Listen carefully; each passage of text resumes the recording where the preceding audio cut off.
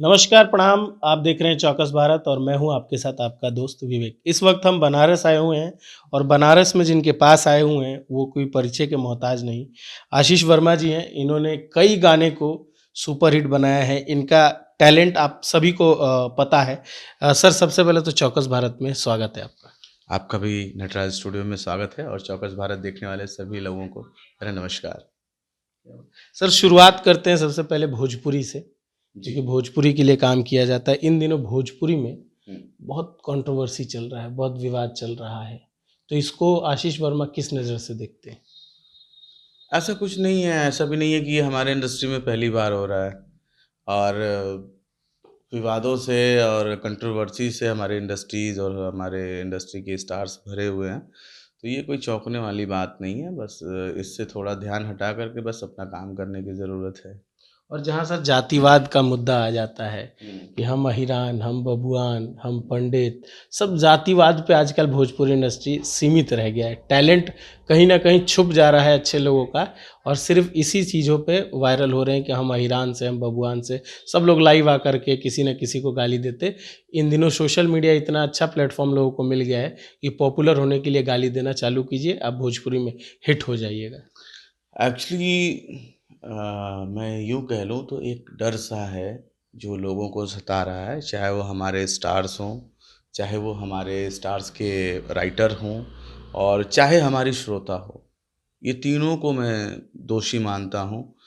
पहली बात तो संगीत में कभी जाति, धर्म ये सब चीज़ें आती ही नहीं हैं और किसी जाति को अच्छा साबित करना या सर्वोपरि साबित करना गाने के माध्यम से, तो अगर आप किसी पर्टिकुलर जाति के विषय में गाना लिखते हो, गाते हो, बनाते हो या कोई पर्टिकुलर जाति विशेष आदमी सुनता है, तो दूसरे पक्ष को तो बुरा लगेगा ही लगेगा। तो वो अपने जाति वाले कलाकार से कोशिश करेगा कि अब वो हमारी जाति के ऊपर गाए। कुछ ऐसे कमेंट्स हमारे पोस्ट पे भी आते हैं कि अब इस बिरादरी का गाना बनना चाहिए, अब इस बिरादरी का गाना बनना चाहिए। तो मैं उसे नेगलेक्ट कर देता हूँ, अवॉइड कर देता हूँ क्योंकि मैं म्यूज़िक डायरेक्टर या कोई भी अब तक का जो सिंगर है, वो किसी जाति विशेष गाने से नहीं बना है। हमने म्यूज़िक किया है, लोगों ने गाने गाए हैं, लोगों ने गाने गाए हैं और पब्लिक ने सुना है, उसकी वजह से वो स्टार है। ये चीज़ें उन लोग को सोचनी चाहिए कि हमारा अस्तित्व जो है जाति विशेष गाने से नहीं है। हमारा अस्तित्व हमारे म्यूज़िक से है, हमारे कल्चर से है, हमारी भोजपुरी से है। तो उसके लिए गाओ बजाओ यार। अगर देख रहे हो तो आप लोग थोड़ा-सा अपने राइटर्स को और अपने लोगों को थोड़ा-सा और खुद को भी मैनेज करिए कि नहीं हमें हम भटक रहे हैं हम। हुँ। अच्छा भैया, इन दिनों सुपरस्टार अलग-अलग हो गए हैं।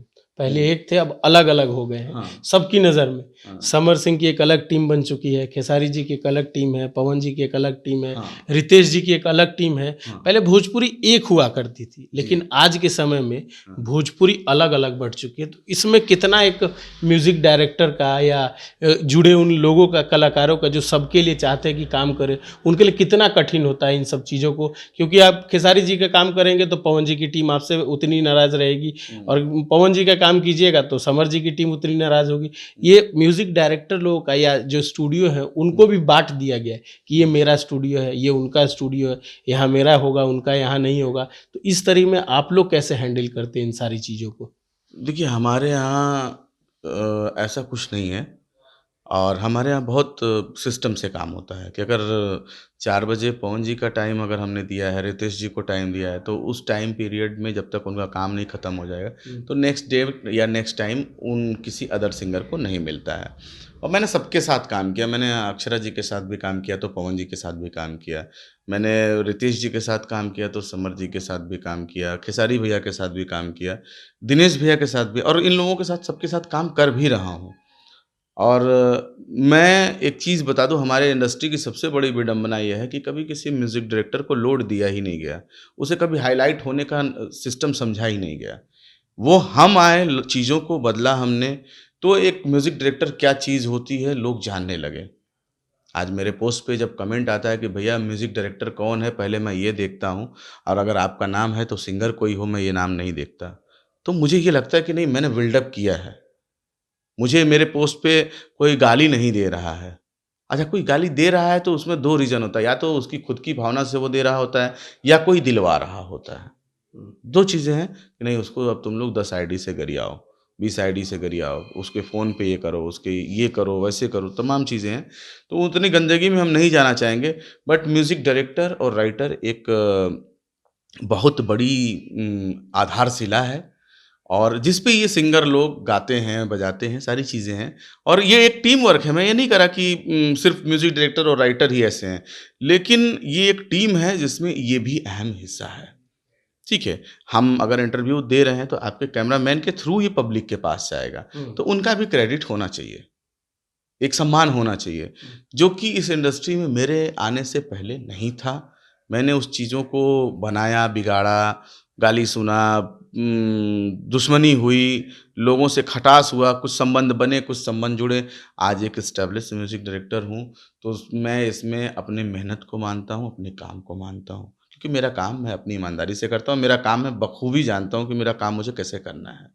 और कुछ लोग मिलियंस को लेकर के परेशान रहते हैं। मैंने कभी ऐसा सोच के कोई गाना नहीं बनाया कि ये 800 मिलियन जाएगा, ये 500। आज भी एक गाना है, अभी हेलो कौन है, उसका रिकॉर्ड अभी भी कायम है।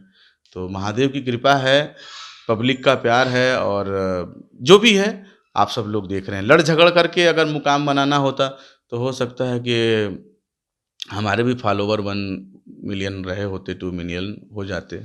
हाँ, अच्छा भैया, आपके स्टूडियो से, हाँ। क्योंकि अभी सिंगर के पास तो है नहीं, हाँ। आपके स्टूडियो से अब कौन कौन से सिंगर का जो गाने हैं होली के, क्योंकि हाँ। बहुत लोगों के तो आ गए, लेकिन आपके पास अभी कितने लोगों के गाने होंगे जिनका फाइनल अभी हुआ नहीं है लेकिन अभी बजेगा मार्केट में? मैं बजेगा नहीं बजेगा ये नहीं पता। नहीं, पब्लिश होगा तभी बजेगा, उस हाँ, टाइप का बजेगा, जैसा कि वो बजने वाला नहीं कि मिलियंस बजे, वो वाला। दिनेश जी और मेरा दिनेश भैया का जो होली हर साल करीब 2-3 साल से आ रहा है, पार्ट 1 पार्ट 2, इस बार पार्ट 3 आ रहा है होली।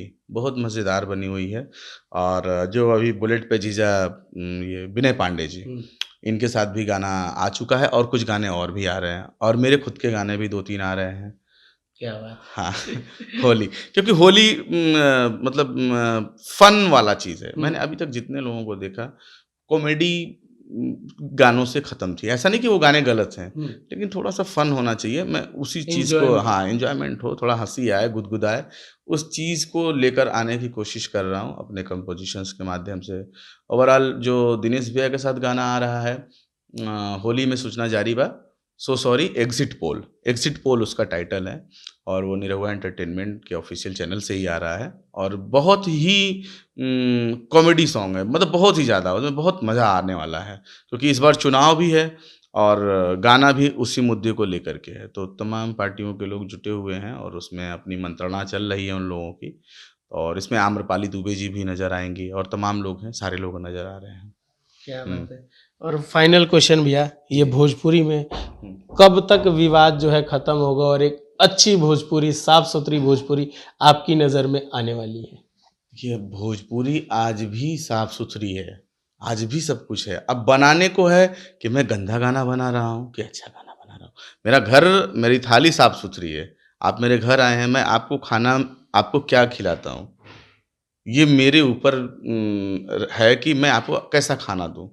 नमक ज़्यादा डाल के दूँ, सब्ज़ी ज़्यादा तीखी बना दूँ, रोटी कच्ची बना दूँ, चावल कच्चा बना दूँ, दाल कच्ची बना दूँ, तो ये मेरे ऊपर है। तो अभी क्या है ना कि सब कुछ मतलब अनमैच्योर टाइप का परोसा जा रहा है।